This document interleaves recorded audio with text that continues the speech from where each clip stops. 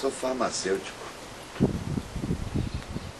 e apicultor, ex-professor da universidade sobre plantas medicinais. Sou apicultor há 16 anos e sou o presidente atual da Associação de Apicultores de Salvador, a PISA. Também sou pesquisador na área de apicultura. Como eu já disse, há 16 anos que eu trabalho com abelhas chamadas de africanizadas. Eu fiz aqui uma experiência com um apiário na nossa fazendinha, na BR-242, município de Itaberaba. Inicialmente com 12 colmeias e posteriormente nós chegamos a 35. O apiário se forma de duas maneiras. Ou você faz as capturas na sua área, ou então você compra esses enxames. No primeiro caso, nós saímos e procuramos descobrir onde é que tem enxames naturais, que ficam geralmente dentro de ocos de árvores, em caixotes abandonados, em latas abandonadas, etc.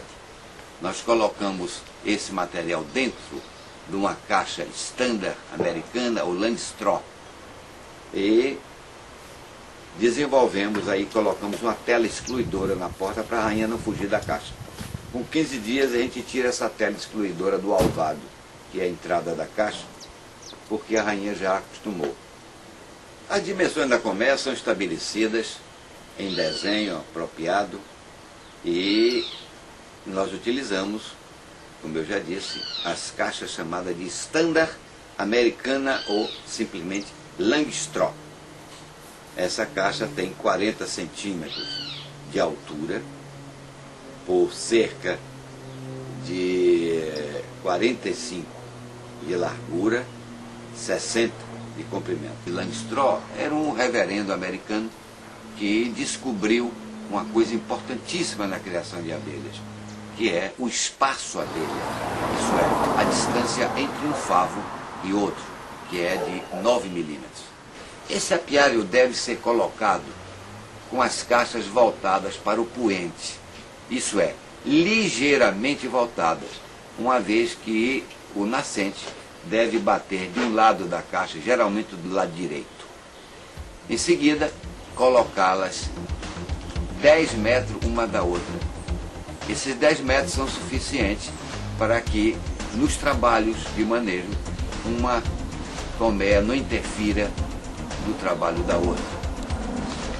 É muito importante que exista calor, porque sem calor não há condição de evaporação da água do mel e, portanto, o mel fique concentrado. Na Amazônia, por exemplo, não há possibilidade de se criar abelha de ferrão, porque a umidade lá é acima de 80% e o mel, portanto, não fica grosso, não tem densidade apropriada. A flora ideal seria a nativa. A plantada nós chamamos de monoculturas, ou diculturas, ou triculturas. Tem um perigo do que aconteceu na Argentina com a flora de laranja. Os laranjais de lá foram submetidos a um processo de expurgo de doenças, pulgões, etc., com BHC. E este mel saiu contaminado com BHC, enquanto que na flora natural isso não existe. O mel tem muitas propriedades. É um energético natural.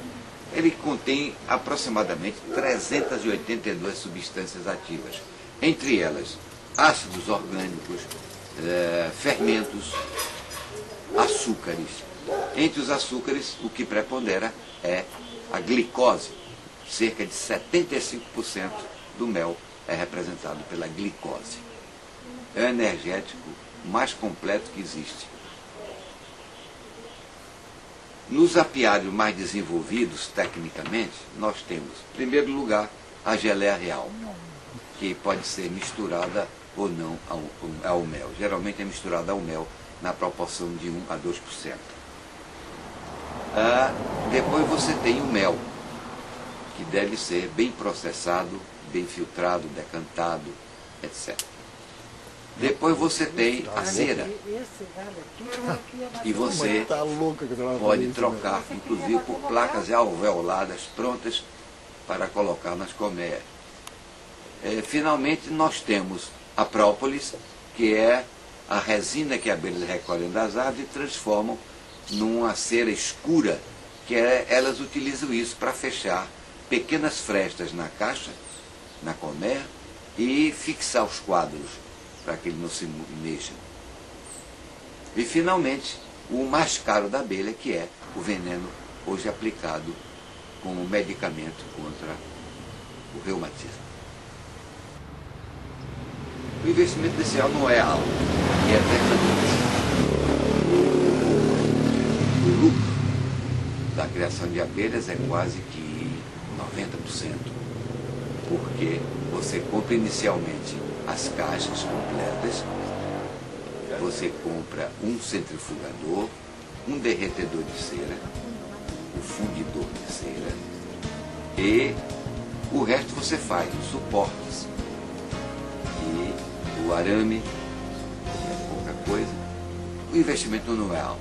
Eles disseram que as abelhas africanizadas foram introduzidas no Brasil em 1956 por um professor da Universidade de Piracicaba chamado Stefan Warwick Kerr. Este homem importou da África alguns enxames e colocou-os presos para que ele pudesse fazer a miscigenação gradual. Não se sabe bem o porquê essas abelhas fugiram e saíram atacando outros apiários de abelhas italianas e mansas e matando gente e bichos. Com o advento das africanas, o que nós podemos acrescentar é que a miscigenação foi relativamente fácil, porque o zangão da africana tem muito mais velocidade que o zangão da italiana. Então toda rainha virgem que saía para cruzar, para fecundar, era atacada imediatamente por zangões africanos.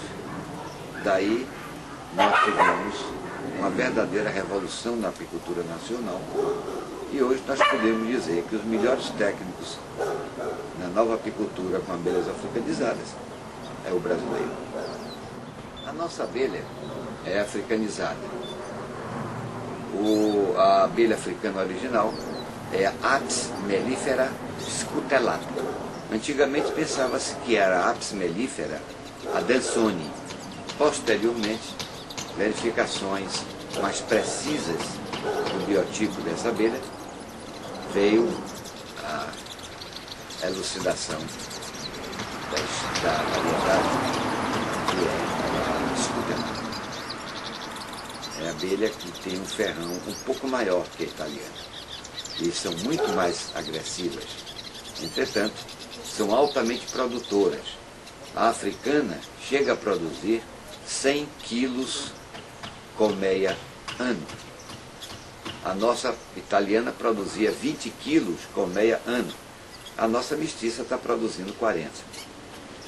Olha, as pesquisas andam hoje em grau elevadíssimo. Eles estão hoje conduzindo as pesquisas no sentido de obter a Apis mellifera, o clone da Apis mellifera sem ferrão. Os franceses já tiveram algum resultado e as